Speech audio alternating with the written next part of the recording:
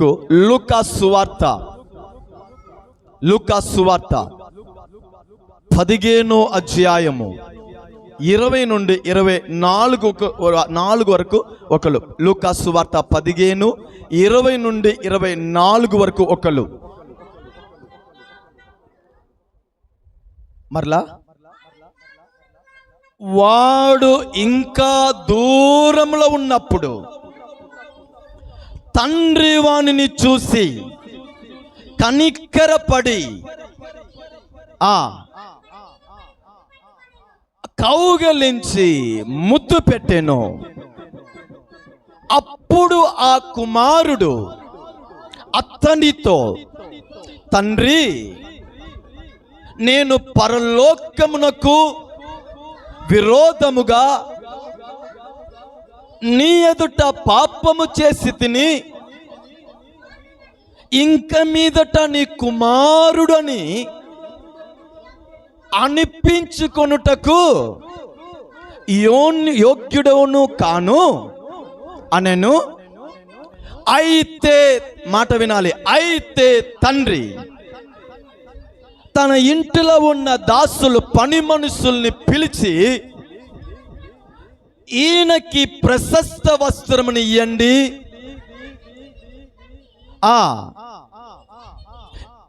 ఈయన చేతికి ఉంగరము పెట్టి, పాదములకు చెప్పులు, త్రొవ్విన దూడని తెచ్చి వధించుడి, మనము తిని సంతోషించుదము. ఈయన, ఈ మాట వినాలి, ఈయన నా కుమారుడు చనిపోయి మరలా బ్రతికేను, తప్పిపోయి మరలా దొరికెను అని చెప్పాను. అంతటా వారు సంతోషపడసాగిరి. చాలు. ఈ ఉపమానము మనందరికీ తెలిసిన ఒక ఉపమానం. దీనిని పూర్తిగా చదవాలంటే 11వ వాక్యం నుంచి ఈ ఉపమానాన్ని యేసు చెప్తున్నాడు. ఒక తండ్రి ఉన్నాడు, 2 కుమారులు ఉన్నారు. చిన్నవాడు ఒక రోజు తండ్రి దగ్గర వచ్చి, తండ్రి, నా ఆస్తిలో సగాన్ని నాకు పంచిపెట్టు అన్నాడు. తండ్రి మాట్లాడి ఉంటాడు, ఏందయ్యా, ఈ తండ్రి దగ్గర ఏదైనా కొదువు చూసావా? ఈ ఇంటిలో నీకు ఏదైనా కొదువు ఉందా? ఈ భవనంలో నీకు ఏదైనా ఇబ్బంది కలుగుతుందా అని ప్రశ్నించి ఉంటాడు, మాట్లాడి ఉంటాడు. కానీ కుమారుడు తండ్రికి ఏ సమాధానం చెప్పలేదు. ఆయన అడిగింది ఒకటే, నా భాగాన్ని, నా ఆస్తిని నాకు పంచిపెట్టు. రెండో ఆప్షన్, రెండో మాట వినటకు సిద్ధం లేదు. ఆయన అడిగినట్టు తండ్రి ఆయన ఆస్తిని పంచిపెట్టాడు. వాక్యంలో రాయబడింది, ఆ ఆస్తిని తీసుకొని ఆయన దూర దేశానికి వెళ్ళాడు. ఇష్టం వచ్చినట్టు ఆస్తిని ఖర్చు పెట్టాడు. ఇష్టం వచ్చినట్టు జీవించుట మొదలు పెట్టాడు. ఇష్టం వచ్చినట్టు ఏంటంటే మనుషులతో సహవాసం పెట్టుకున్నాడు. తన చేతిలో ధనముంది, తాను ఆశించినది పొందగలుగుతున్నాను, చెయ్యగలుగుతున్నాను, వెళ్ళగలుగుతున్నాను, ఇదే ప్రపంచము, ఇదే జీవితం అని భావించాడు. కాలాలు గడిచింది, చేతిలో ఉన్న ఆస్తులు మొత్తం అమ్మివేశాడు. ఆస్తి, తన చేతిలో ఉన్న ధనము, డబ్బులు మొత్తం వేయబడిన అదే సమయంలో ఆయన ఉన్న దేశంలో విపరీతమైన కరువు ప్రారంభమైంది. ఆ కరువుకి అల్లాడిపోతున్నాడు. ఆకలిని ఏందండి, ఆయన తన ఆకలిని కూడా ఏందండి సరిచేయలేని పరిస్థితి, ఎవరు కూడా అన్నం పెట్టలేని పరిస్థితి, ఎవరి దగ్గర వెళ్ళి అడగలేని పరిస్థితి. నమ్మినది అన్ని ఆయనని దూరం చేసేసింది. ఒంటరి వాడైపోయాడు. ఆ దేశంలో ఒక మనుష్యుడి దగ్గర వెళ్ళి బతిమిలాడుతున్నాడు, ఏడ్చు ఉంటాడు, తన స్థితిని చెప్పి ఉంటాడు. మీ ఇంటిలో నాకు ఏదైనా పని ఇవ్వండి, నేను నమ్మకంగా ఆ పని చేస్తాను అని బతిమిలాడి ఉంటాడు. కానీ ఆ ఇంటి యజమానుడు అతనికి ఒక పని ఇచ్చాడు. ఏమిటి? తన ఇంటిలో ఉన్న పందిని మేపే పని ఇచ్చాడు. మీరు తర్వాత చదివి చూడండి. ఈ కుమారుడు ఆ పంది తినే భోజనముతో తన కడుపుని నింపుకొనటానికి ఆశపడ్డాడు, కానీ అది దొరికిందా లేదా తెలీదు. పందులు తినే పొట్లుతో తన కడుపు నింపుకోవటానికి ఆశపడ్డారు. చాలా మందికి ఆశలు ఉంటాయి, కానీ అది నెరవేరదు.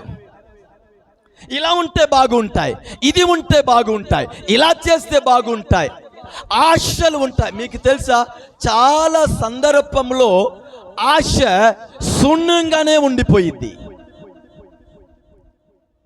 తండ్రిని లెక్క చెయ్యని వాడు, ఆస్తిని లెక్క చెయ్యని వాడు, మనుషుల్ని లెక్క చెయ్యని వాడు, దేవుణ్ణి లెక్క చెయ్యని వాడు, తాను అనుకున్నదే జీవితం అన్నవాడు ఇప్పుడు ఎక్కడ వచ్చి నిలబడుతున్నాడు?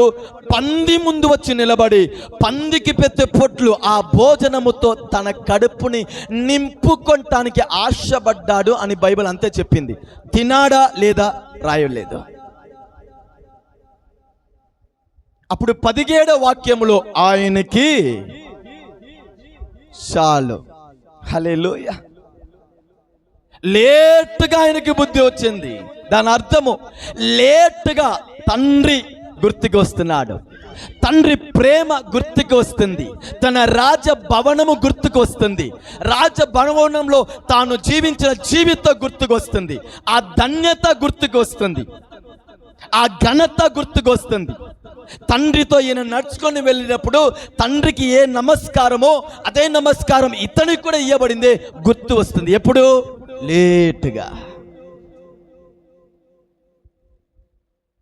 ఆ పంది నివసించే ఆ షెడ్, ఆ స్థలంలో నుండి తన మనస్సుని మార్చుకొని ఒక విషయాన్ని ఆలోచిస్తున్నాడు. ఇంకా ఈ పంది బ్రతుకు నాకు వద్దు, ఈ పాప బ్రతుకు నాకు వద్దు, ఈ లోక బ్రతుకు నాకు వద్దు. ధనము శాశ్వతమైనది కాదు, స్నేహితులు శాశ్వతమైన వాళ్ళు కాదు, నేను నమ్మి వెళ్ళిన మార్గము, నేను ఎన్నుకున్న జీవితము ఏది కూడా శాశ్వతమైనది కాదు. అన్ని కాదు కాదని ఎరిగిన వీడికి ఒక్కటి అర్థమైంది, శాశ్వతమైనదంటే తండ్రి బంధం ఒకటే. హల్లెలూయా. శాశ్వతమైనది ఏ బంధం అండి? తండ్రి బంధం ఒకటే, తండ్రి ప్రేమ ఒకటే, తండ్రి ఇల్లు ఒకటే, నా జీవితాన్ని బాగు చేసే స్థలము. ఇప్పుడు ఆ రాత్రి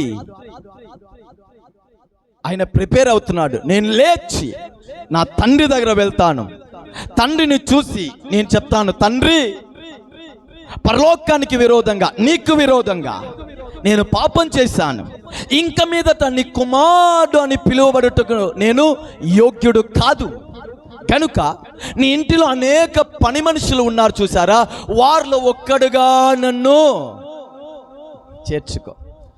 నేను మీకు ఇక్కడ ఒక మాట చెప్పనా, ఈయన చెప్పిన మాటని తండ్రి ఇంత మాత్రం లెక్క చేయలేదు. ఇది మన ఆరాధించే దేవుడు. నాకు చెప్పండి, కుమారుడు దూరంలో వస్తున్నాడు, దూరంలో వచ్చిన కుమారుడు తండ్రిని చూశాడా, లేకపోతే తండ్రి కుమారుడిని చూశాడా? ఒక మాట మీకు చెప్పనా, మనం ఎంత దూరంలో ఉన్నా ఆయన కన్ను మనని చూస్తానే ఉంది. హల్లెలూయా. మనం ఎంత దూరంలో ఉన్నా, మనం ఎక్కడ దాగి ఉన్నా,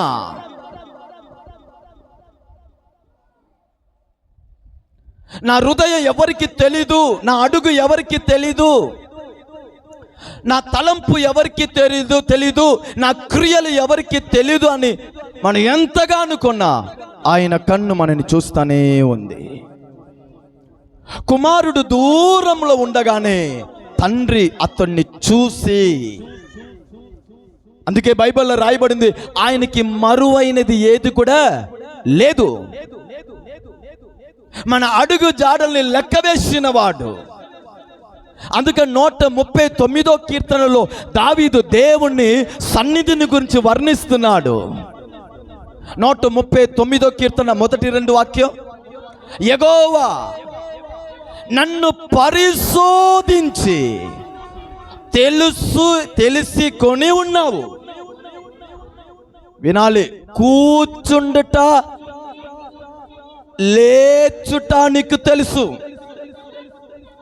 తలంపు, మీరు మనలో తలంపు పుట్టక మునుపే నా మనసును గ్రహించున్నావు. చాలు, దాని తర్వాత నా చెరి, నా మాటలు, నేను ఆకాశం మీద వెళ్ళిన అక్కడ ఉన్నావు, పాతాళంలో పండుకొనును. చాలమ్మా, ఈ కీర్తనని చదివితే బ్రతుకే మారిపోయింది. మనం ఎక్కడ ఉన్నా సరే ఆయన మనల్ని చూస్తున్నాడు. ఆయన నన్ను చూస్తున్నాడు అని గ్రహింపు, ఒక తలంపు, ఒక అవగాహన మనకు ఉంటే పాపము, చెడ్డవి, లోకము, వ్యర్థమైనది మన దగ్గర మన రానియము. ఎందుకు? నాన్న చూస్తున్నాడు. హల్లెలూయా. కుమారుడు దూరంగా ఉండగానే తండ్రి చూసి పరిగెత్తి ఏందండి కౌగలించి ముద్దు పెట్టాడు. ఇప్పుడు ఇతడు అంటున్నాడు, తండ్రి పరలోకానికి విరోధంగా, నీకు విరోధంగా పాపం చేసేసానయ్యా, నేను క్షమించండి అయ్యా, ఇంకా నేను యోగ్యుడు కాదని చెప్తే ఏ మాటను కూడా తండ్రి లెక్క చేయలేదు. తండ్రి సంతోషం ఒకటే, నా కుమారుడు మరలా నా దగ్గర వచ్చేసాడు, అది చాలు. హల్లెలూయా. నా కుమారుడు నా దగ్గర వచ్చేసాడు, నా కుమారుడు నా ప్రేమని తెలుసుకున్నాడు, నా కుమారుడు నాతో జీవించడానికి వచ్చేసాడు, చాలు. పాతదన్ని గద్దించబడును గాక, అన్ని నూతనమవును గాక. హల్లెలూయా. ఎవరైనా సరే అండి, ఎంత దూరంలో ఉన్నా సరే అండి, యేసయ్య ప్రేమ దగ్గర వచ్చేస్తే చాలు, పాతదన్ని గద్దించిపోతుంది. నూతన వస్త్రాన్ని మనకి ఇస్తున్నాడు. హల్లెలూయా. నూతన సంతోషాన్ని ఇస్తున్నాడు. ఆ బ్రతుకే ఊగకి మించిన ఒక బ్రతుకై మారిపోతుంది. అనేకులు ఆశ్చర్యపడంత మన బ్రతుకు మారిపోతుంది. అందుకే ఈరోజు మనం ధ్యానించే అంశం ఏమిటంటే, దేవుని బంధములో జీవించేవాడు. చెప్పాలి, దేవుని బంధములో జీవించేవాడు, ఆయన ప్రేమలో జీవించేవాడు. ఇది దేవుణ్ణి ఏందండి చిత్తము. ఆయన బంధములో మనం జీవించాలి. కరువు, సమస్యలు, ఒంటరితనము, పోరాటము, చెయ్యి విడువబడుట, మోసం పోవుట, జీవిత గమ్యానికి చేరలేని పరిస్థితి, ఇదన్నిటికి కారణం ఏం తెలుసా? దేవుని బంధాన్ని విడిచిపోవుట వలన. హల్లెలూయా. అదే ఈ కుమారుడు జీవితం మనకి నేర్పిస్తుంది. ఇదన్నీ బాగుపడాలంటే ఒకే ఒక ఆప్షన్ సార్, ఒకే ఒక ఆప్షన్. ఈ ప్రార్థన నూనె, ఈ ప్రార్థన ఏందండి, రుమాలు, ఈ ప్రార్థన ఏదో ఇప్పుడు ఏదేదో అమ్ముతున్నారు. ఎగ్జామ్ వస్తే ప్రార్థన పెన్ అంట. వీడు రాత్రి మొత్తం ఫోన్ చూస్తాడు, అసలు పుస్తకాన్ని ఇటు అటు తిప్పడు, మొత్తం చాటింగ్ మొత్తం చేసేసి బాగా నిద్రపోయి, ఇప్పుడు వీడి నమ్మకం ఏం తెలుసా? ప్రార్థన పెన్ అమ్ముతున్నారంట. అక్కడ వెళ్ళి ప్రార్థన పెన్ తీసుకుంటే మొత్తం 100కి 100. క్రైస్తవం చూసారా ఎలా నడిపిస్తున్నారని? ఒక 100 గుంపు వచ్చే యవన పిల్లలు ఎగ్జామ్కి ముందు రోజు అక్కడ వెళ్ళి నిలబడతారు, ప్రార్థన అయిపోయిన తర్వాత ప్రార్థన పెన్ను తీసుకుని వెళ్తారు. ఇప్పటి వరకు మీరు వేల ప్రార్థన పెన్నుని అమ్మబడుట తీసుకున్న వారు కథ విన్నామే, కానీ బయటకు వచ్చి ప్రార్థన పెన్ను వలన నాకు 100కి 100 వచ్చింది, నేను బాగుపడ్డానని సాక్ష్యం ఇప్పటి వరకు విన్నారా? హల్లెలూయా. ఈరోజు వాక్యం మీద నుండి దేవుడి మీద నుండి, దేవుడితో జీవించే అనుభవాన్ని నేర్పించకుండా మిగిలిన అన్నిటిని నేర్పించబడుతుంది. అందుకే అన్ని బాగున్నప్పుడు యేసయ్య మంచివాడు మంచివాడు మంచివాడు, సమస్య వచ్చిందంటే అన్నీ అయిపోయింది. కనుక దేవుని వాక్యం మనకి నేర్చే జీవితమే మనము బాగుపడుటకు పునాది. కుమారుడికి ఒక్కటి అర్థమైందండి, తండ్రి బంధంలో నేను మరలా వెళ్ళి చేరాలి. ఆ భవనంలో, ఆ తండ్రి ప్రేమలో, ఆ తండ్రి సహవాసంలో నేను మరలా వెళ్తేనే నాకు నూతన వస్త్రము, నాకు ఉంగరము, నాకు కొత్త చెప్పలు, మరలా నాకు మర్యాద, మరలా నాకు ఘనత, మరలా ఏందండి ఆ సంతోష వాతావరణము మరలా నా జీవితంలో రావాలంటే నేను ఉన్న స్థలాన్ని విడిచి ఎక్కడ వెళ్ళాలి? చెప్పట్లేదు, ఎక్కడ వెళ్ళాలి? దేవుణ్ణి గొప్ప ఆశయం తెలుసా? మనము ఆయన సహవాసంలో, బంధంలో జీవించాలంట. ఒకప్పుడు మనం ఎటువంటి వారంట? ఎఫెసీకి రాసిన పత్రిక 2వ అధ్యాయం, ఎఫెసీకి రాసిన పత్రిక 2:12 నుండి చదవండి. ఆ కాలంలో ఇజ్రాయేలుకి కాక పరదేశులను, వాగ్దాన నిబంధన లేని పరజనులను, నిరీక్షణ లేని వారును, లోకమందు దేవుడు లేదని వారునై ఉండి, ఒకప్పుడు ఎలా మనం జీవించాము? క్రీస్తుకి, యేసయ్య ప్రేమకి, యేసయ్య సహవాసానికి దూరమై మనం జీవించాము. దేవుడు లేదని జీవించాము, నిరీక్షణ లేకుండా జీవించాము, విశ్వాసం లేకుండా జీవించాము, పరదేశులే జీవించాము, తారుమారైన జీవితం. క్రీస్తుకు దూరమై మీరు జ్ఞాపకము చేసుకో, ఆయనను ఒకప్పుడు దూరంగా ఉన్న మీరు ఇప్పుడు క్రీస్తు యేసునందు, మాట వినాలండి, ఇప్పుడు క్రీస్తునందు, క్రీస్తు రక్తము వలన, గట్టిగా ఆమేన్ చెప్పండి, పరదేశులై, దరిద్రులై, దేవుడు లేని వారై, నిరీక్షణ లేని వారై, లోకస్తులై జీవించిన మనము ఇప్పుడు క్రీస్తు వలన, ఆయన రక్తము వలన ఎలా మారాము? సమీపమై ఆయన దగ్గర వచ్చాము. ఆమేన్ చెప్పండి. ఆయన పిల్లలై మార్చబడ్డాము, ఆయన సొత్తై మార్చబడ్డాం, ఆయన వారిస్గా మార్చబడ్డాం. నిరీక్షణ ఇప్పుడు మనలో పుట్టింది, ఇప్పుడు మనలో ఒక విశ్వాసం ఉంది, ఇప్పుడు మనలో ఒక ధైర్యం ఉంది. నా దేవుడు నాతో ఉన్నాడు, నా దేవుడు విడువడు, నా దేవుడు ఎడబాయడు, నా దేవుడు నా కొరకు యుద్ధము చేస్తాడు. ఈ నిరీక్షణ, ఈ విశ్వాసము ఎలా మనలో వచ్చింది? యేసు రక్తము వలన. ఆమేన్ చెప్పండి.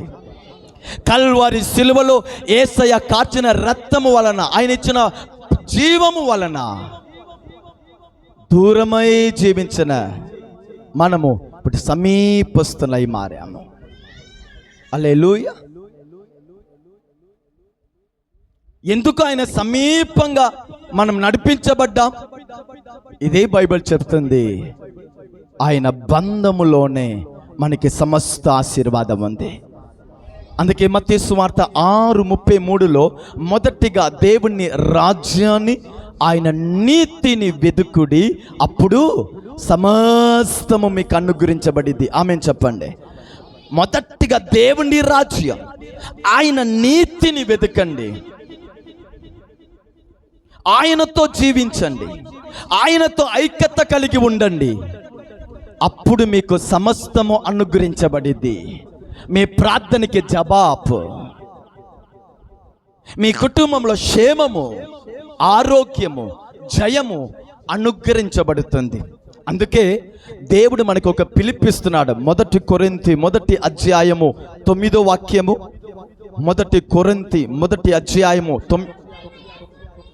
మన ప్రభువైన యేసుక్రీస్తు అను తన కుమారుడిని సహవాసానికి మిమ్మల్ని పిలిచిన దేవుడు నమ్మదగినవాడు. హల్లెలూయా. ఈ క్రీస్తు సహవాసానికి, ఈ దేవుడితో ఐక్యత కలిగి ఈ జీవించే ఈ పరిశుద్ధ జీవితానికి మనని పిలిచిన దేవుడు ఎవరంట?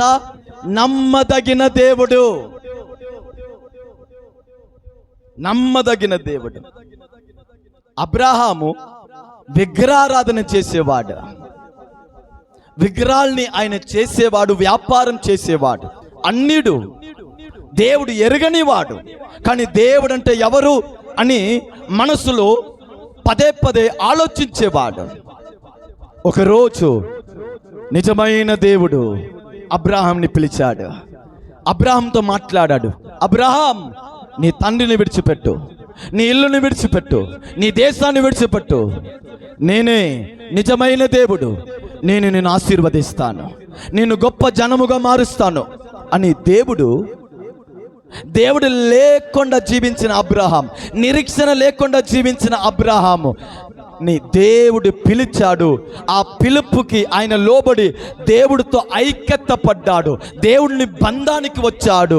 ఆ బంధంలో నష్టాలు వచ్చినా, కష్టాలు వచ్చినా, ఒంటరితనం వచ్చినా, అందరి విడిచిపోయినా కొనసాగాడు. ఈరోజు అబ్రహాము ఏందండి, విశ్వాసానికి తండ్రి అని పిలువబడ్డాడు. ఆయన సహవాసంలో ఉన్న వారిని ఎన్నడూ దేవుడు విడిచిపెట్టాడండి. అందుకే పరిశుద్ధ గ్రంథం మొత్తాన్ని మీరు చదివితే దేవుని ప్రేమ, ఆయన సహవాసం, ఆయన బంధము మనకు అర్థమయ్యిద్ది. పరిశుద్ధుల జీవితాన్ని మీరు చక్కగా సరిగా చదివితే దేవుడితో వారు ఆ బంధము, సహవాస కలిగి ఉన్నారు కనుక దేవుడు వారిని ఎంతగా ఆశీర్వదించాడు, ఎంతగా వాడుకున్నాడు, ఎంతగా నడిపించాడు అనేది మనకు అర్థమైద్ది. మీరు బైబిల్ మొత్తంలో మీరు చూడండి, ప్రజలు, దేవుడు, ఇది బంధాన్ని మనకి చూపించట్లేదా? తండ్రి, పిల్లలు, ఇది బంధాన్ని మనకు చూపించట్లేదా? ఈరోజు మనం ఆరాధించే దేవుడు మన తండ్రి అయి ఉన్నాడు. శిష్యులు వచ్చి యేసయ్య దగ్గర అంటున్నారు, యేసయ్య మాకు ప్రార్థన నేర్పించండి అని చెప్పగా యేసయ్య ఎలా ప్రార్థన చేయాలి? పరలోకములో ఉన్నమా తండ్రి. హల్లెలూయా. ఆయన దేవుడు, ఆయన సృష్టికర్త, ఆయన రాజులకు రాజు. కానీ అదే సమయంలో అన్నిటికంటే అతి శ్రేష్టమైన ఒక అనుభవం ఏమి తెలుసా? ఆయన మన తండ్రి అయి ఉన్నాడు. ఆమేన్ చెప్పండి. ఆయన మన తండ్రి అండి. మన ప్రార్థన వింటాడు, నీ కన్నీటిని ఆయన తుడుస్తాడు, నీ దగ్గర ఆయన వస్తాడు, నీ పక్కన కూర్చుంటాడు, నీ చేయి పట్టుకొని నడిపిస్తాడు. ఎందుకు తెలుసా? ఆయన మన తండ్రి. ఇది గ్రహించాలి. ఈ వాక్యాన్ని హృదయంలో ఏందండి అనుభవించాలి. ఆయన నా తండ్రి. నేను బైక్ తోలుతున్నాను, నా తండ్రి నాతో ఉన్నాడు. మన మనసు మనతో చెప్పాలి. మన పిల్లల్ని స్కూల్ పంపిస్తున్నాడు, మన మనసులో మనం చెప్పాలి, నా తండ్రి నా పిల్లలతో వెళ్తున్నారు. ఆమేన్ చెప్పండి. హల్లెలూయా. ఆ తండ్రి మన దగ్గర ఆశించేది ఒకటి, ఏం తెలుసా? నా పిల్లలు నాకు దూరం అవ్వకూడదు. ఆమేన్ చెప్పండి. నా పిల్లలు నాకు దూరం అవ్వకూడదు, నా పిల్లలు వాక్యానికి దూరం అవ్వకూడదు, సంఘానికి దూరం అవ్వకూడదు, నా ప్రేమకి దూరం అవ్వకూడదు. ఎందుకు దూరం అవ్వకూడదని అనుకున్నారు తెలుసా? దూరం అవుతే అక్కడ కీడు వెయిట్ చేస్తూ ఉంది, అక్కడ అపాయ వెయిట్ చేస్తూ ఉంది, అక్కడ నాశనము నిలబడతా ఉంది, అక్కడ చీకటి నిలబడతా ఉంది, కాలు జారిద్ది. తండ్రి ఎందుకు నా దగ్గర ఉండాలని ఆశపడుతున్నాడు? తండ్రి ఎందుకు దూరం పోతే బాధపడుతున్నాడు? నష్టము తండ్రికి కాదు, నష్టము తన బిడ్డకి. మనం తప్పు చేసేటప్పుడల్లా దూరం అవుతున్నాం. సంఘాన్ని మనం మానేటప్పుడల్లా మనం ఆయనకి దూరం అవుతున్నాం. బాధపడుతున్నాడు. ఆయన బాధకి కారణం తెలుసా? నా పిల్లలకి ఇబ్బంది కలిగిద్ది, అందుకే పిలుస్తున్నాడు.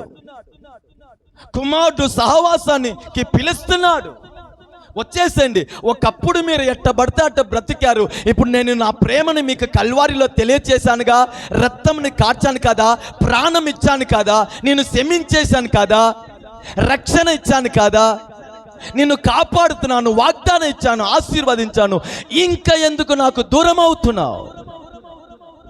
అందుకే వాగ్దానాలు ఆగిపోతుంది, మేలులు ఆగిపోతుంది, కుటుంబాలు కలవరము, సమస్యలు, చీకటి ఆవరిస్తుంది. హల్లెలూయా. యేసయ్య సిలువలో ఎందుకు మరణించాడు తెలుసా? మనని ఆయన బంధములో, ఆయన కుటుంబంలో చేర్చుకుంటానికి. ఆమేన్ చెప్పండి. రెండోది, సంఘము, సంఘ సహవాసము ఎందుకు తెలుసా? మనము క్రీస్తు బంధములో రోజు రోజుకి బలపడాలి, ఎదగాలని. చాలా మందికి సంఘ విలువ అర్థం కావట్లేదు, ఆరాధన విలువ అర్థం కావట్లేదు. 5 పాటలు, 20 నిమిషాలు ఆరాధనలు, 1 గంట సేపు వాక్యము, సాక్ష్యము, ఏదో కానుక, ఇంతేగా. ఇది కాదండి ఆరాధన. ఎందుకు? సంఘ సహవాసం ఎందుకు? కూటాలు ఎందుకు? నువ్వు దేవుని బంధంలో రోజు రోజుకి ఎదగాలని. హల్లెలూయా.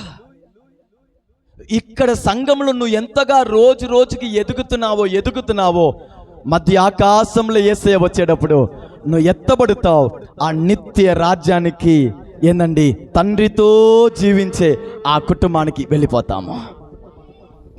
ఆ నిత్య రాజ్యానికి మనం వెళ్ళాలంటే, ఆ పరలోక బంధములో మనం ఉండాలంటే, దేవుడు మనకిచ్చిన సంఘములో ఎడదగగా, యథార్థంగా, నమ్మకమైన వాళ్ళుగా, విధేయత గలవారుగా, లోబడుచు దేవుని సన్నిధిలో, ఆరాధనలో, ప్రార్థనలో మనము ఎదుగుగాక. ఈ ఎదుగుదలు నన్ను ఆ నిత్య రాజ్యానికి, పరలోక ఇంటికి నన్ను పరిపూర్ణుడిగా మారుస్తుంది. ఆమేన్ చెప్పండి. హల్లెలూయా. అందుకే 1 పేతురు 2:9 చదవండి. 1 పేతురు 2:9 అయితే మీరు చీకటిలో నుండి ఆశ్చర్యకరమైన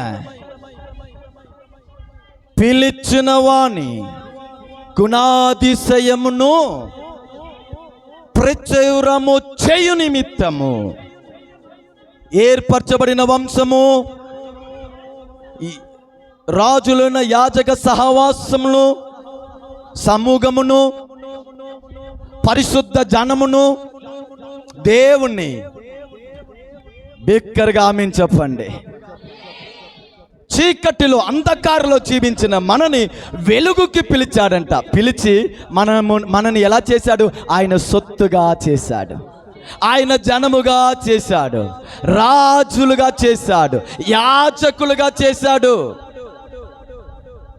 మీకు ఆమేన్ లేదు, హల్లెలూయా లేదు. నేను యాజకులా? ఎవరో మనసులో నవ్వుకుంటున్నారు. నన్ను దేవుడు తన సొత్తుగా చేశాడా? ఎవరో మనసులో నవ్వుకుంటున్నారు. హల్లెలూయా. దేవుడే వారంటీ కార్డు ఇచ్చినా మీరు ఒప్పుకోరు, అలా ఉన్నారు. హల్లెలూయా. చీకటిలో నుండి వెలుగుకి మనని పిలిచినవాడు. ఎలా పిలిచాడు? ప్రాణమిచ్చి మనని పిలిచాడు, రక్తమిచ్చి పిలిచాడు. పిల్లల విషయంలో తల్లి తండ్రి అలసిపోతే శపిస్తారు, అవునా కాదా? కంట్రోల్ దాటింది అనుకోండి, శపిస్తారు పిల్లల్ని. ఛీ, నా కడుపులో ఎందుకు పుట్టా, ఈ బిడ్డ ఉండుటి కంటే చచ్చితే బాగుండేది అని ఆవేశంలో, కోపంలో మాట్లాడతారు. కానీ బైబిల్ చెప్పే మాట, ఎన్నో పాపము ఎన్నో దుర్మార్గము, ఎన్నో అక్రమము. కానీ బైబిల్ చెప్పే మాట, వాటన్నిటిని క్షమించి మనని ఎలా మార్చాడంట? తన సొత్తుగా మార్చాడు. ఆమేన్ చెప్పండి. హల్లెలూయా. సొత్తుగా మార్చాడు. ఎంత సంతోషపడాలి, ఎంత ఏందండి, గర్వించాలి ఆయన ప్రేమని గురించి. లేనిపోని కార్యాన్ని గురించి గర్విస్తున్నారు, కానీ ఆయన ప్రేమని గురించి గర్వించట్లేదు. ఆయన ప్రేమ నన్ను ఏ రీతిలో మార్చివేసింది. ఎందుకు ఇదాన్ని? ఒకటే, నాతో సహవాస కలిగి ఉండాలయ్యా. నా బంధమే శాశ్వతమైన బంధము. ఈ భూమిలో కుటుంబం ఉంది, ఈ భూమిలో బంధుమిత్రులు ఉన్నారు, రక్త సంబంధం ఉన్నారు, స్నేహితులు ఉన్నారు, పరిచయమైన వాళ్ళు ఉన్నారు, సహాయం చేసే వాళ్ళు ఉన్నారు. కొన్ని సందర్భంలో మనతో నిలబడిన వారు ఉన్నారు, కానీ మరో సందర్భంలో వారు ఉండరు. హల్లెలూయా. ఒక సందర్భంలో కనబడిన వారు మరో సందర్భంలో కనబడరు. ఒక సమయము ప్రేమించిన వారు ఇంకొక సమయంలో ప్రేమించకుండా పోవచ్చు, కానీ ఆయన ప్రేమ శాశ్వతమైన ప్రేమ. ఆయన బంధము శాశ్వతమైన బంధము. ఆ ప్రేమలో, బంధములో, సహవాసములో జీవించేవారే ఈ భూమిలో ధన్యులు. కోటీశ్వరులు కాదు ధన్యులు, ఆస్తిపరులు కాదు ధన్యులు, భవనము బంగ్లా కట్టుకున్న వారు కాదు ధన్యులు, పేరు ప్రస్తావము సంపాదించిన వాళ్ళు కాదు ధన్యులు, ఇంకొక గ్రహానికి వెళ్ళి వచ్చిన వాళ్ళు కాదు ధన్యులు. ఆయనతో సహవాస కలిగిన వారు. ఉన్నా లేకపోయినా నా యేసు ప్రేమ నాకు చాలు, ఆయన నాకు ఇచ్చినది చాలు అని ఆయనతో చేయి కలిపి జీవిస్తున్నారు. చూడండి, ఆయన ఈ భూమిలో ధన్యులు, పరలోకములో కూడా వారే ధన్యులు. ఆమేన్ చెప్పండి. హల్లెలూయా. నేను త్వరగా 2-3 మాటలు నేను మీకు చెప్పి ముగిస్తాను. దేవుని బంధమే మన జీవితంలో పునాది. అదే ఆత్మీయ జీవితం, అదే మన గమ్యము, అదే దేవుని ఆశ. ఈ బంధములో జీవించేవారు ఎలా ఉంటారో 2 మాటలు నేను మీకు చెప్తాను. హల్లెలూయా. ఎందుకంటే ఈ కాలంలో నామకర్త భక్తి రోజు రోజుకి పెరుగుతూ ఉంది.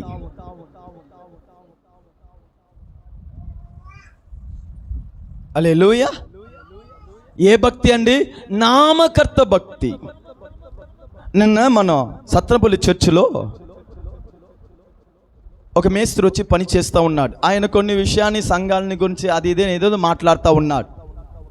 అప్పుడు నేను ఆయనతో అడిగాను, ఏందయ్యా చర్చికి వెళ్తారా? వెళ్తాను పాస్టర్ గారు.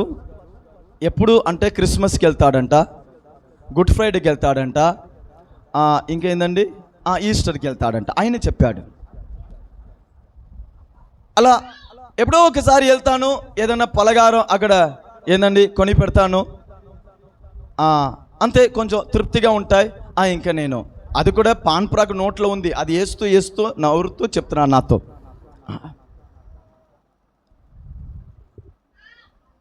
హల్లెలూయా. భక్తి ఉంది, కానీ ఆ భక్తిలో ఏ లేదండి? జీవం లేదు.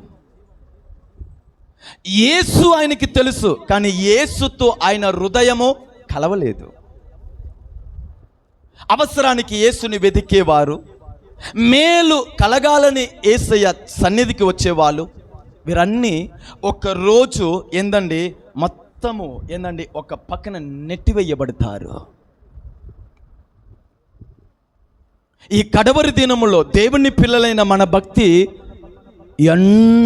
ఎన్నడూ నామకర్తగా ఉండకూడదు, పైగా ఉండకూడదు, లాభాన్ని ఆశించి ఉండకూడదు. కానీ నామట్టయితే బ్రతుకుట క్రీస్తు, చావైతే లాభము. మన భక్తిలో ఒక అర్థం ఉండాలి, మన భక్తిలో ఒక యథార్థం ఉండాలి. మన భక్తిని చూసేవారు చెప్పాలి, నిజంగా వీరు దేవుళ్ళో జీవిస్తున్నారు.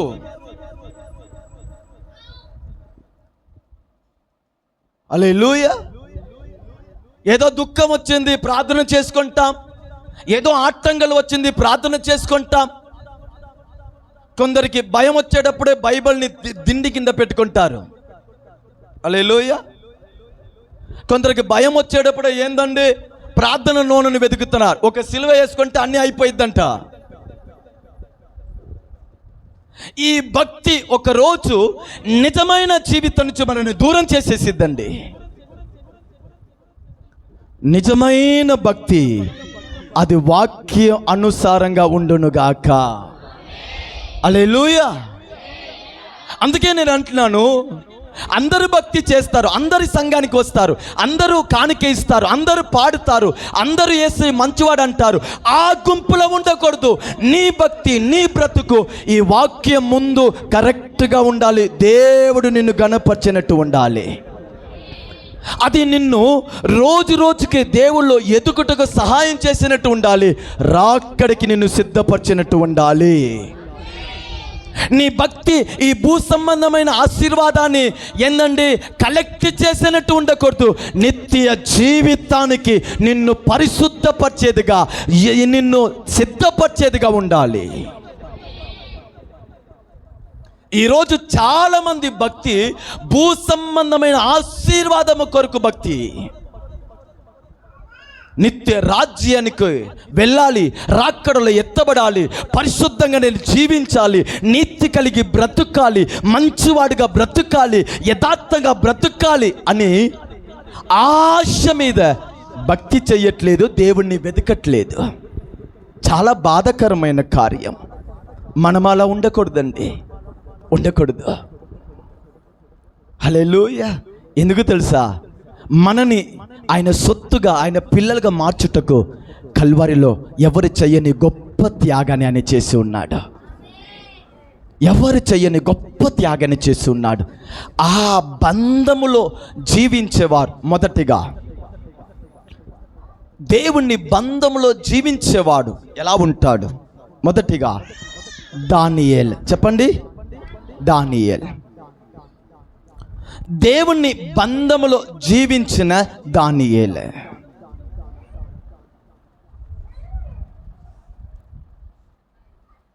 దేవుణ్ణి బంధములో జీవించిన దానియేలు ఆయన దేవుణ్ణి బంధములో, దేవుని సహవాసములో ఏందండి కలిసి మెలిసి ఆయన జీవించాడు గనుక ఆటంకాలు మధ్యలో కూడా ప్రార్థనని మానుకోలేదు. ఆమేన్ చెప్పండి. నువ్వు ఆయన బంధములో ఉంటే, ఆయనతో నువ్వు కలిసి ఉంటే, ఆటంకాలు వచ్చినా, పోరాటము వచ్చినా, ఇరుకులు వచ్చినా, బలహీనతలు వచ్చినా ప్రార్థనని మానరు. వినాలి. దేవుని బంధములో జీవించే వారిని ఎలా గుర్తుపెట్టాలి తెలుసా? ఆటంకాలు వచ్చినా, శోధన వచ్చినా, పోరాటం వచ్చినా, బలహీనతలు వచ్చినా ఏందండి ప్రార్థనని మానడు. సంఘములో ప్రార్థన జరిగినా సరే, ఆయన నిర్ణయించిన సమయంలో చేయవలసిన ప్రార్థన అయినా సరే, ఉపవాస ప్రార్థన అయినా సరే, ఏ ప్రార్థనని కూడా మానడు. ఇదే ఆయన బంధంలో జీవించేవాడిలో ఉన్న మొదటి గుణ లక్షణం. ప్రార్థనకి ఎందుకు రాలేదంటే ఒక 5 పేజీ కథలు చెప్తారు. అనుకున్నానండి, రాలేకపోయాను. సిద్ధపడ్డానండి, రాలేకపోయాను. నాకు బాధ అనిపిస్తుందండి, రాలేకపోయాను. తలనొప్పి అండి, రాలేకపోయాను. ఇలా కథలు చెప్తానే వెళ్తారు.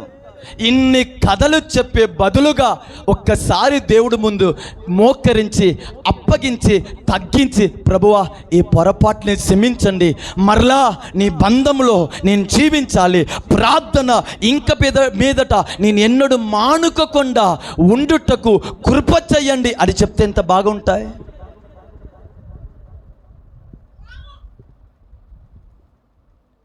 ఇక్కడ ప్రార్థన జరుగుతూ ఉంటే సేవకులు వచ్చారని కనబడి కూడా ఒక అరగంట సేపు అయినా వెళ్ళి ప్రార్థించి వస్తామని చాలామందికి మనసు రాదు.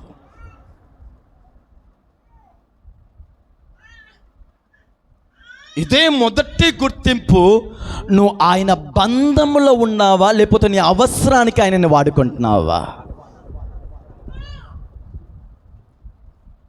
రాజు ఆజ్ఞ వస్తుంది, ఎవరైనా సరే తన దేవుణ్ణి పూజిస్తే, తన దేవుణ్ణి తలంచుకుంటే, ప్రార్థన చేస్తే ఆయనని సింహపు ఏనడు గుహలో వేయాలి. రాజు శాసనము ప్రకటించబడిన తన దేవుడితో ప్రార్థించుట దానియేలు మానలేదండి. ఇదండి దేవుణ్ణి బంధములో జీవించుట అంటే. ఆమేన్ చెప్పండి. అర్థమవుతుందా? దేవుల్లో జీవించేవాడు, దేవుని బంధములో జీవించేవాడు బ్రతుకు మీకు అర్థమవుతుందా? అది మామూలు కాదు. ఆ 10-15 నిమిషాలు చెప్పే ముచ్చట్లు కాదు. ఆటంకాలు వచ్చిన, శోధనలు వచ్చిన, రాజు శాసనమే విరోధంగా వచ్చిన, ఆయన చనిపోయి ప్రాణం పోతూ నేను ప్రార్థించే చచ్చిపోతానే కానీ ప్రార్థన వరకు మానుకోను. రోషం ఉండాలండి ప్రార్థనలో. అన్న విరోధంగా వస్తున్నాడు. రాత్రి యాకోబు ఒక రోషముతో సమర్పణతో ప్రార్థిస్తున్నాడు. ఉదయమే విరోధము ఏందండి స్నేహంగా మారిపోతుంది. అన్న ఒక రోషముతో సమర్పణ కలిగి ప్రార్థిస్తుంది. ఆ రోజే దేవుడు గర్భాన్ని తాకాడు. దావీదు రోషముతో సమర్పణతో ప్రార్థిస్తున్నాడు. వెళ్ళు, నువ్వు పోగొట్టుకున్న దాన్ని పొందుకుంటావన్నాడు దేవుడు. హల్లెలూయా. కొర్నేలియు ఉపవాసంలో ప్రార్థిస్తున్నాడు. దూత దిగి వస్తున్నాడు. నువ్వు దేవుల్లో జీవించేవాడైతే, దేవుని బంధాన్ని నువ్వు గణపరిచేవాడైతే ప్రార్థనలో సాకులు చెప్పవు, కారణాలు చెప్పవు. కానీ ప్రార్థనని మానేశానే, ప్రార్థనకి దూరమైపోయానే అని దేవుడి ముందు ఏడిచి మరలా ఆయనలో నువ్వు బాగుపడతావే కానీ కారణాలు చెప్పి తప్పించుకోరు.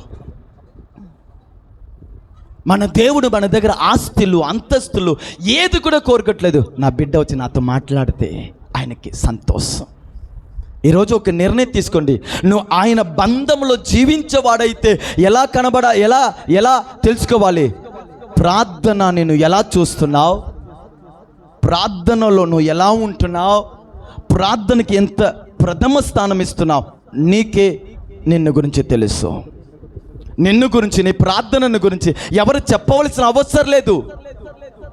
నీ ప్రార్థన నీకు అర్థమవుతుందా? నీకు జవాబు కూడా వచ్చింది, నువ్వు దేవుని బంధంలో ఎలా జీవిస్తున్నావు అనేది. కానీ దేవుళ్ళో జీవించేవాడు ఆటంకాలు వచ్చిన, రాజు శాసనాలు ప్రకటించబడిన ప్రార్థనని మానడు, జయం మీద జయమే పొందుతాడు. రెండవది, దేవుని బంధములో జీవించిన యోసేపు. చెప్పండి. దేవుని బంధములో జీవించిన యోసేపు పాపాన్ని తునీకరించి పరిశుద్ధంగా జీవించాడు. చెప్పండి. పాపాన్ని తునీకరించి పరిశుద్ధంగా జీవించాడు. ఆదికాండము 39వ అధ్యాయము 7వ వాక్యము. అట్టు తర్వాత కన్ను వేసి పాపము చెయ్యమని చెప్పెను. అయితే యోసేపు ఒప్పగా నా యజమానుడు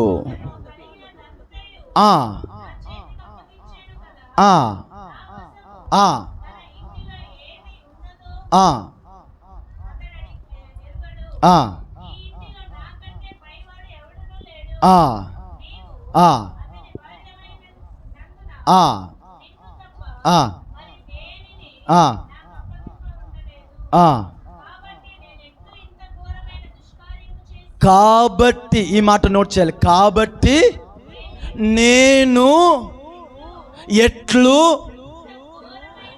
ఇంత ఘోరమైన దుష్కార్యము విభచారమును చేసి దేవునికి విరోధముగా పాపము కట్టుకోగలనని. అర్థమైందండి? అంటున్నాడు, పాపము చేయుటకు అవకాశం, పిలుపు వస్తుంది, ఇంట్లో ఎవరు లేదు. ఈయన అంటున్నాడు, ఇంత గొప్ప దుర్కార్యము, దుష్ట కార్యము, పాపము నా దేవునికి విరోధంగా నేను ఎలా చేయగలుగుతాను? హల్లెలూయా. ఏమండి, పరిశుద్ధ జీవితానికి మార్గాన్ని బైబిల్ మనకి నేర్పిస్తుంది.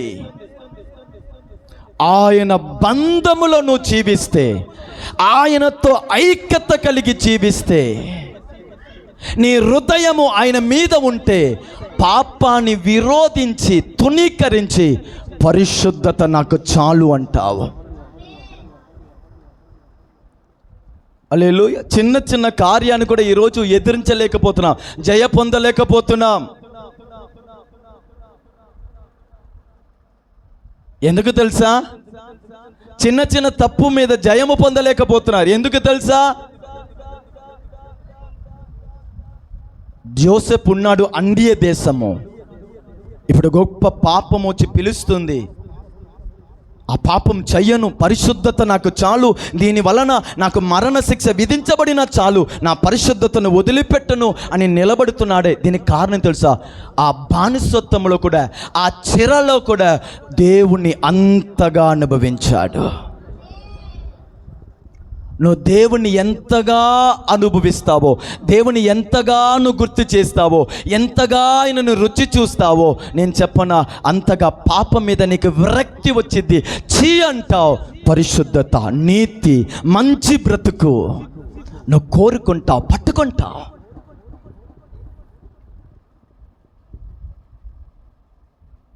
చాలామంది ఎగ్జిబిషన్కి వచ్చినట్టు ఉంది, వాక్యం వినట్లేదు. ఎగ్జిబిషన్కి వచ్చి అది ఇది చూస్తూ ఉంటారుగా, అలా ఉంది. తప్పదు, మీ ఆశీర్వాదం కూడా అలాగనే ఉంటాయిలే. పరిశుద్ధ జీవితముకి పునాది పాపాన్ని తునీకరించి దూరం చేసి, పరిశుద్ధత నాకు చాలు అని సమర్పణ కలిగిన వాడికి సహాయం చేసేది ఏమిటి? దేవుని బంధము. మరి ఏ బంధం మీకు సహాయం చేయదండి? చివరి మాట చెప్తాను. మూడోది, దేవుని బంధములో జీవించే ముగ్గురు యవనస్తులు. దేవుని బంధములో జీవించే ముగ్గురు యవనస్తులు ఎవరు? సాత్రాక్, మేసాక్, ఆబేద్నెగో. ఈ యవనస్తులకి ఒక శోధన వస్తుంది. దేవుణ్ణి పూజించకూడదు, దేవుణ్ణి నమస్కరించకూడదు. అలా ఎవరైనా నమస్కరిస్తే వారిని ఎక్కడ వేసేస్తాము? అగ్ని వేసేస్తాము. అప్పుడు వీరు 3వ అధ్యాయము 17లో అంటారు, అనువారు రాజుతో ఇలాగ చెప్పిరి, నెబుకద్నెజరు ఇందుని గురించి మీకు ప్రతి ఉత్తరము ఇయ్యవలసిన చింత మాకు లేదయ్యా. వినాలి వినాలి, మేము సేవించుచున్న దేవుడు మండుచున్న వేడి గల ఈ అగ్ని గుండములో నుండి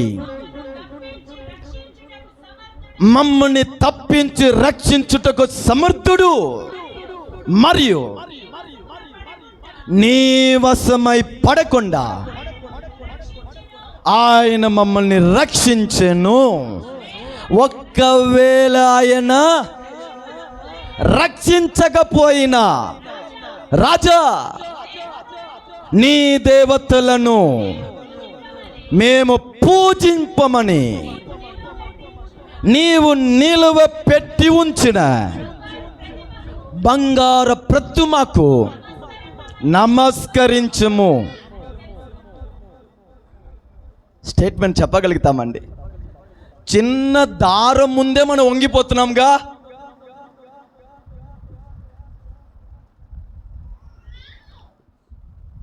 వారు ఫీల్ అవుతారు, వీళ్ళు ఫీల్ అవుతారు. చిన్న చిన్న వస్తువు ముందే మనం వంగిపోతున్నాం. కానీ జీవము గల దేవుణ్ణి కలిగి ఉన్న ప్రజలు ఆచారము ముందు వంగిపోతున్నాం. పెళ్ళిళ్ళు కార్యక్రమం వస్తే దేవుడి నామం ఎంతగా దూషించబడుతుంది. వీళ్ళంటున్నారు, మండుచున్న అగ్నిలో మమ్మల్ని వేసి అయినా సరే మా దేవుడు తప్పించుటకు రక్షించుటకు సమర్థుడు. ఆయన మమ్మల్ని అగ్నికి అప్పగించినా సరే ఆయనను తప్ప వేరే దేనిని కూడా సేవించము. రోజు ఆరాధన అంటే నేను చెప్పను, చాలామంది ఆరాధన అంటే పాటలు ఏందండి, చప్పట్లు, అది ఒక అనుభవం అండి. ఆయనను అనుభవించడం ఒక అనుభవం. ఆరాధనలో వాక్యానుసారమైన ఆరాధన ఏ తెలుసా? ఈ బ్రతుకులో ఆయన కొరకు రోషం కలిగి నిలబడట ఆరాధన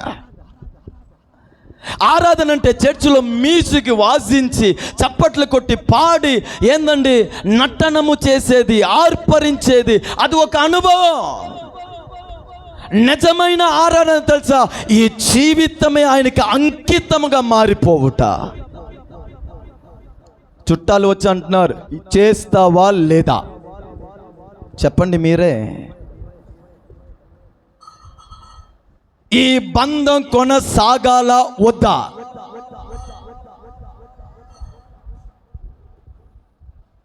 నేను ఎవరు తెలుసా?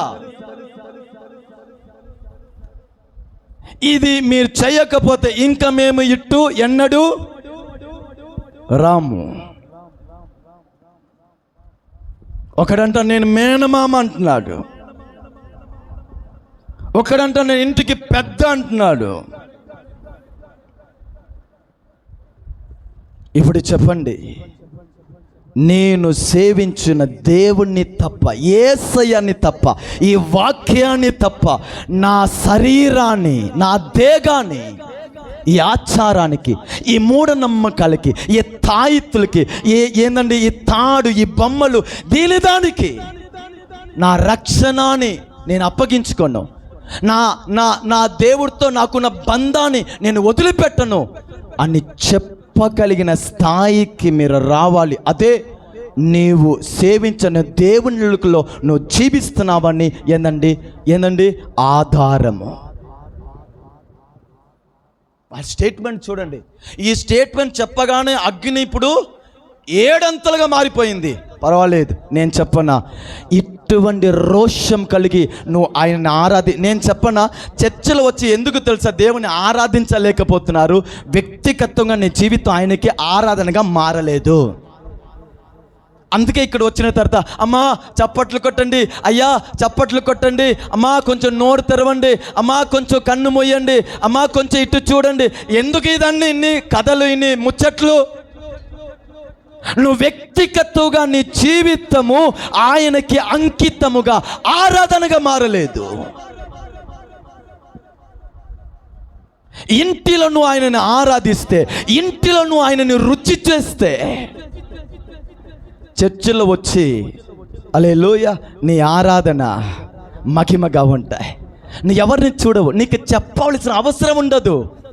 కన్నీటి కారుస్తూ ఉంటావు, చప్పట్లు కొడతా ఉంటావు, పాటలు పాడుతావు, ఆత్మలో పరవశిస్తావు. పరలోకము నీ కొరకే దిగి వచ్చింది. దేవుల్లో జీవించేవాడు మొదటిగా దానియేలు లాంటి వాడు. ఆటంకాలు వచ్చినా చెప్పాలి, ప్రార్థన మానడు. దేవుల్లో జీవించిన, దేవుని బంధంలో జీవించిన యోసేపు పాపాన్ని తునీకరించి పరిశుద్ధంగా జీవించేవాడు. దేవుళ్ళు బంధంలో జీవించే 3 యవనస్తులు ఎవరండి?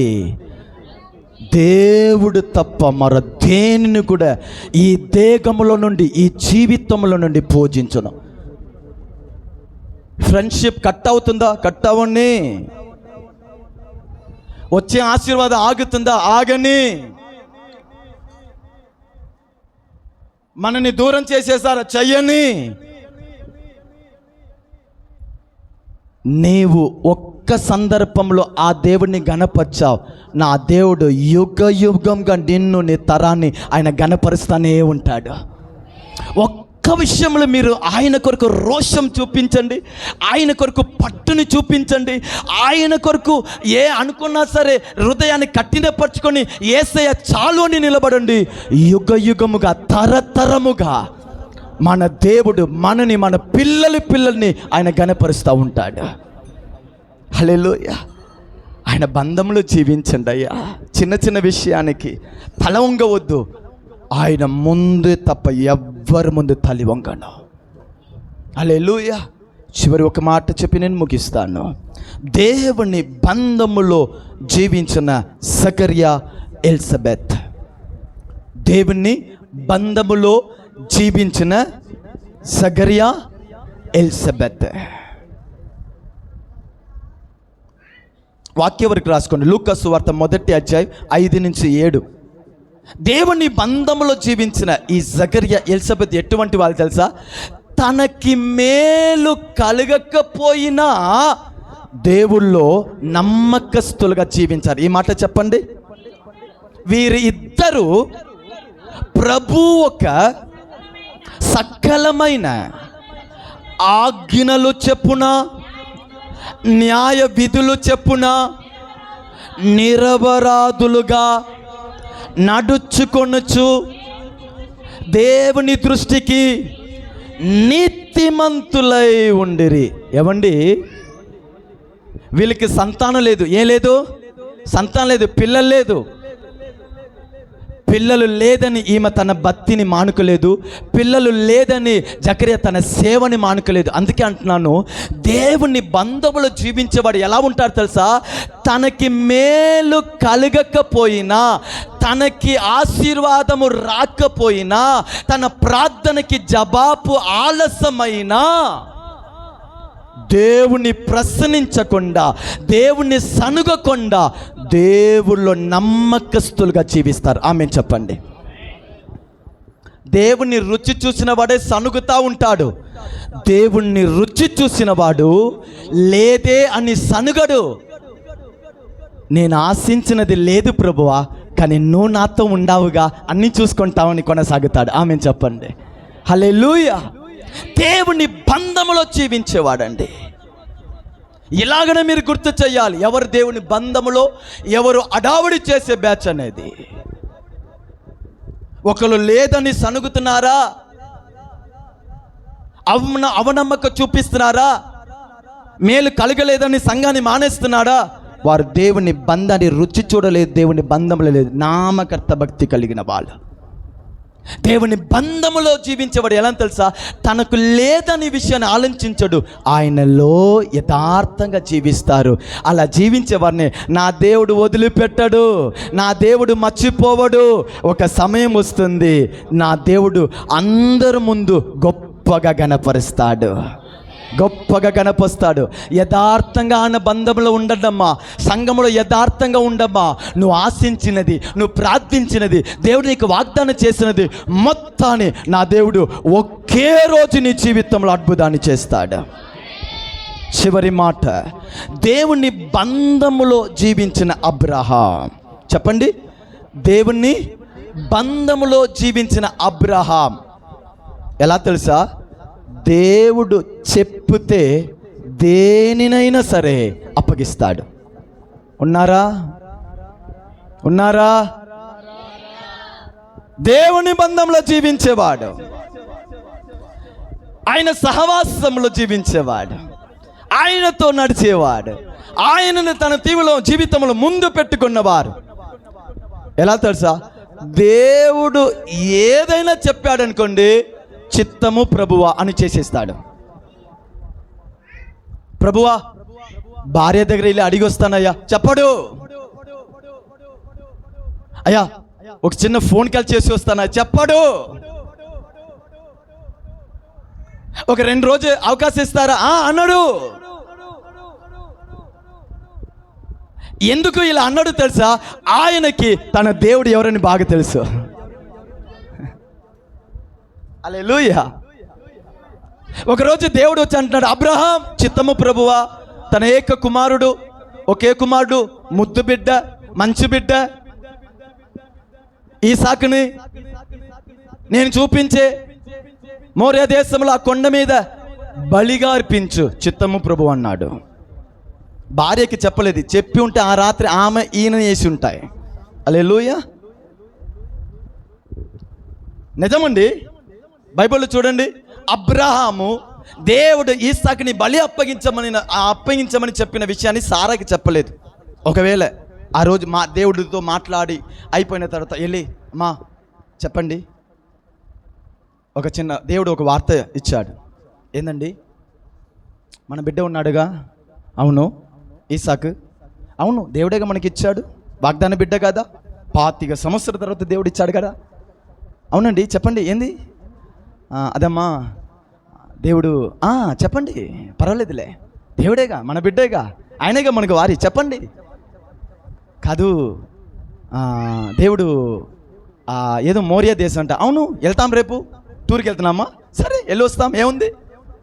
కాదండి టూర్ కాదు, అక్కడ ఏదో కొండ మీద వెళ్ళి వస్తాం, ఏదో మీకు ఇప్పుడైనా టూర్ మీద ఆశ వచ్చిందిగా, పర్వాలేదు ఫ్యామిలీ టూర్ వెళ్తాం.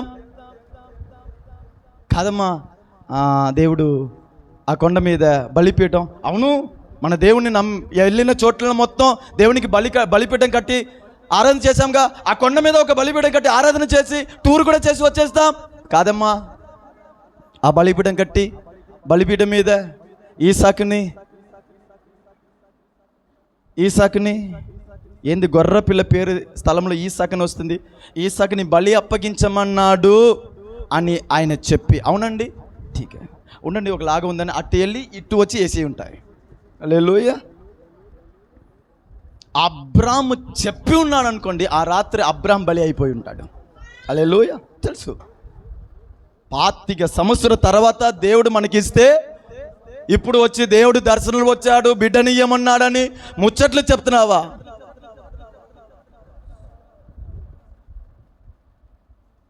ఈమె వల్ల ఆగిపోతే మెల్లగా అబ్బాయిని పిలిచిరే, నాన్న నిన్ను బలిగా సిద్ధపరుస్తున్నాడు, ఉదయం నువ్వు వెళ్ళిపోతా, ఈ రాత్రి ఈయనని పెద్ద ఆయన వేసేస్తామని ఇద్దరు కలిసి చేసి ఉంటారు. అందుకే అబ్రాహాముకి ఒక విషయం అర్థమైంది, ఇది ఎవరి దగ్గర పంచే విషయం కాదు, చెప్పింది దేవుడు. వెళ్ళాడు. దేవుడు బంధములో జీవించేవాడు ప్రశ్నించడు, సనుగడు, సందేహపడడు. ఏంటారు తెలుసా? చిత్తం ప్రభువా, నువ్వు ఒక్క ఆశీర్వాదం ఇచ్చావు, నువ్వు అడుగుతున్నావు ఇచ్చేస్తాను, నేను ఒక్కటి ఇచ్చేస్తే నువ్వు తిరిగి 100 నాకు ఇస్తావయ్యా. హల్లెలూయా. నువ్వు ఏ తీసుకుంటావో అంతవరకు నువ్వు తిరిగి ఇయ్యవు, నేను ఒక్కటి ఇస్తే నువ్వు 100 నాకు ఇస్తావని తెలుసు ప్రభువా, తెలుసు. ఈ ఆశీర్వాదం కూడా నీవు ఇచ్చినదేగా, ఇస్తాను. ఇదండి దేవుడి బంధంలో జీవించేవాడు. హల్లెలూయా. ఇది క్రైస్తవము, ఇదే వాక్యానుసారమైన జీవితం. హల్లెలూయా. కనుక ఆయన ఎందుకు ప్రాణమిచ్చాడు? ఆయన మనని తన బంధములో సహవాసంలో చేర్చుకుంటానికి. ఆ బంధంలో జీవించేవాడు ఎలాంటి ఆటంకాల మధ్యలో కూడా ప్రార్థనని మానడు. ఆయన బంధంలో జీవించేవాడు ఎలా ఉంటాడండి చెప్పాలి? ఏంటంటే పాపాన్ని తునీకరించి పరిశుద్ధతలో నిలబడతాడు. ఏదైనా సరే ఆయన బంధంలో జీవించేవాడు ఏందండి, మరణము ఆయన ముందు నిలబడినా దేవుడు తప్ప వేరు ఎవ్వరు ముందు నమస్కరించడు, దిగిపోవడు. ఆయన జీవితము ఆరాధనగా మార్చబడి ఉంటాయి. ఆయన బంధములో జీవించేవాడు ఎలా ఉంటాడు తెలుసా అండి? ఏందండి, మేలు తనకి కలగకపోయినా దేవుడిలో యథార్థవంతుడిగా ఉంటాడు. దేవుడు బంధములో జీవించే అబ్రహాం ఎలా తెలుసా? దేవుడు ఒక మాట చెప్పాడంటే దాన్ని పిచ్చివాడిలాగా చేసేస్తాడండి. ఇటువంటి బ్రతుకు మనం జీవిస్తాము. ఇటువంటి అనుభవాలు నువ్వు వచ్చేస్తే నా దేవుడు ఎన్నడూ నిన్ను సిగ్గుపరచడు, నిన్ను విడిచిపోవడు, నిన్ను దాటిపోవడు, నీ కార్యాన్ని చూసి చూడనట్టు పోవడు. ఎందుకంటే ఆయన రాజ్యము, ఆయన నీతిని వెదికే వాడికి సమస్తము అనుగ్రహించబడుతుంది. ఏదో ఒక సేవకుడుగా సంఘానికి నేను చెప్పే మనవి ఒకటే, నామకర్త భక్తిగా, ఏదో రక్షించబడ్డాను, యేసుని తెలుసుకున్నాను, చర్చికి వస్తున్నాను, ఏదో సమయం ఉంటే అటెండ్ అవుతున్నాను, ఇదన్నీ చెత్తని పక్కన వేసేసి ఒక మంచి నిర్ణయము, తీర్మానముతో దేవుళ్ళు జీవించేవారుగా ఉండండి. ఈ భూమిలో మన బ్రతికున్నంత వరకు దండ్రులుగా మనం ఉంటాము, రాకడలు ఎత్తబడతాం, నిత్య రాజ్యంలో సదాకాలం ఆయనలో మనం జీవిస్తాము. ఒకసారి ఉన్న స్థలంలో మోకరిస్తారా? చిన్న ప్రార్థన అప్పగిస్తారా? దేవానికి స్తోత్రం, దేవానికి